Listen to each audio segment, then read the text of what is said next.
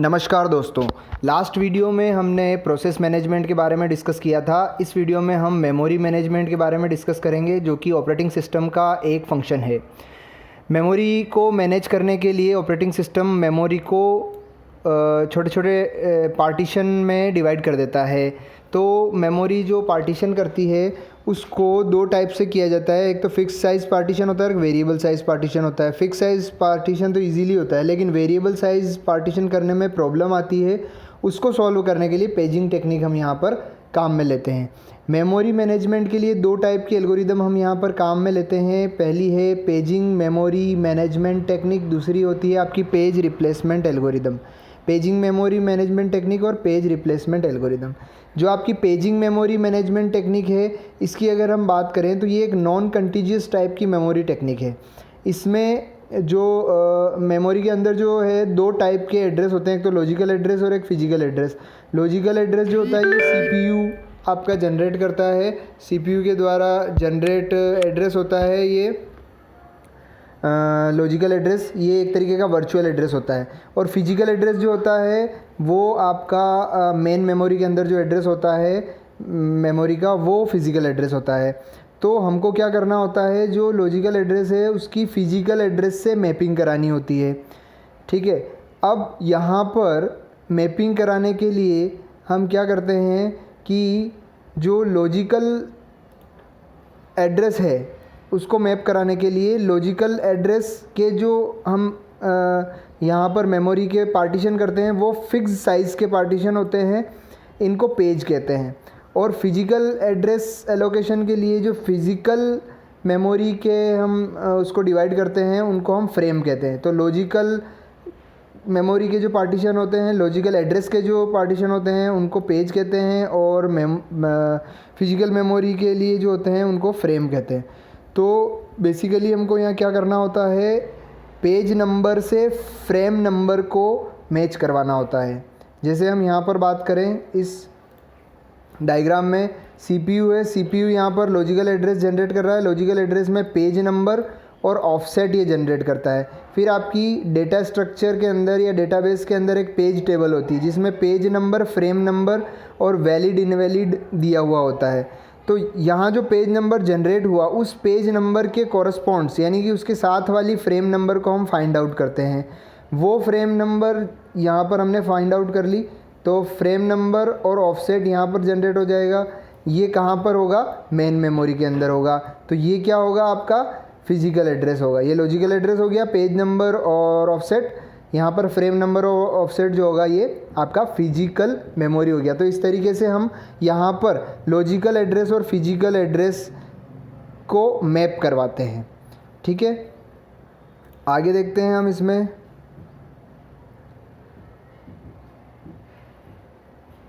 अगली जो एल्गोरिदम है वो होती है आपकी page replacement algorithm. Page replacement algorithm में जिस नाम से पता चल रहा है कि किसी पेज को रिप्लेस किया जाएगा।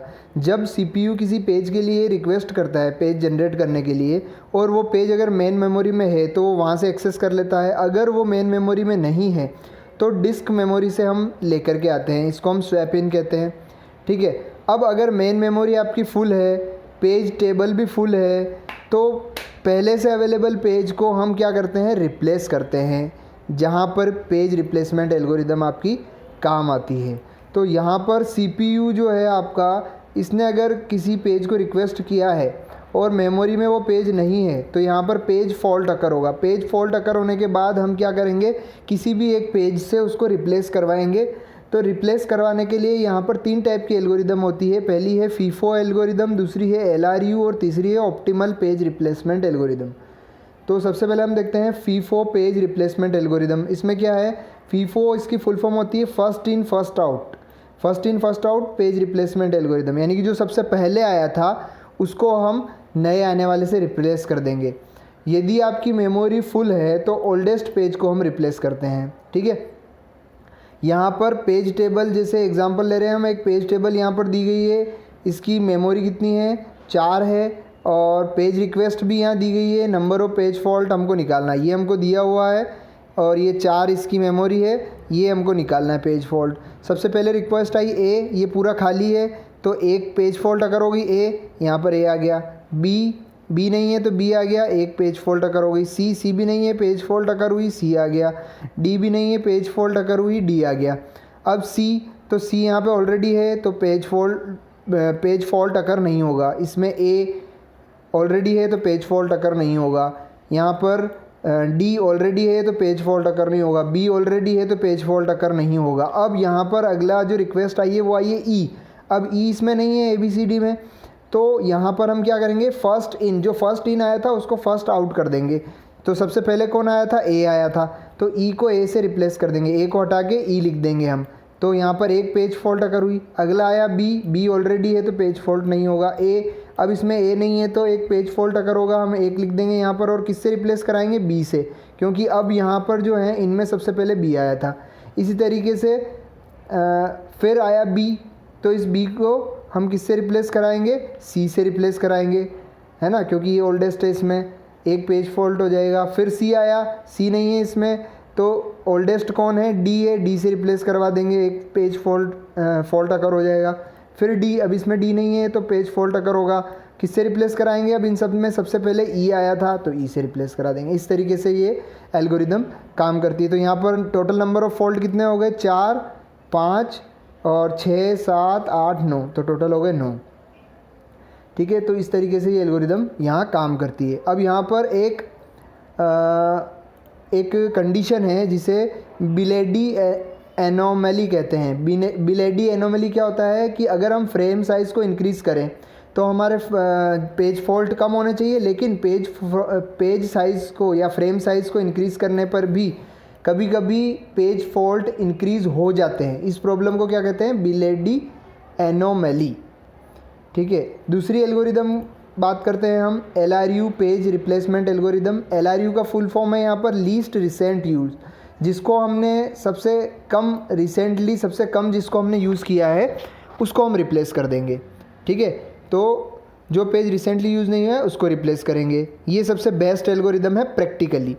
अब इसमें यही यहाँ पे आपको पेज रिक्वेस्ट दी हुई है और 4 बिट दिए हुए हैं, पेज फॉल्ट हमको निकालने। जैसे ए, तो यहाँ पर एक पेज फॉल्ट आएगा ए, इस तरीके से बी, सी और डी चारों भर जाएंगे, चारों में एक एक पेज फॉल्ट आएगा। अब सी आया, ऑलरेडी है तो पेज फॉल्ट नहीं होगा। ए यहाँ ऑलरेडी है, पेज फॉल्ट नहीं होगा। डी यहाँ ऑलरेडी है, पेज फॉल्ट नहीं होगा।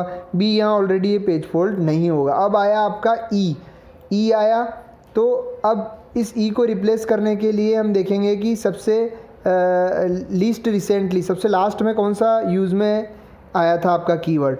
तो बी अभी यूज़ में आया है, डी अभी यूज़ में आया है, ए अभी यूज़ में आया, सबसे लास्ट में सी आया था, तो सी को अपन ने यहाँ से रिप्लेस करके सी की जगह ई लगा देंगे। ये ई लगा दिया, एक पेज फॉल्ट हो गया। फिर बी और ए इसमें ऑलरेडी है, यहाँ पेज फॉल्ट नहीं होगा। डी में भी पेज फॉल्ट नहीं होगा। फिर आया सी, अब इसमें सी नहीं है तो लास्ट में कौन आया था हम देखेंगे, तो लास्ट में आया था आपका लीस्ट यूज्ड ई है, ई सबसे कम यूज़ आया है, तो ई से सी को रिप्लेस करा देंगे, एक पेज फॉल्ट यहाँ पर हो गया।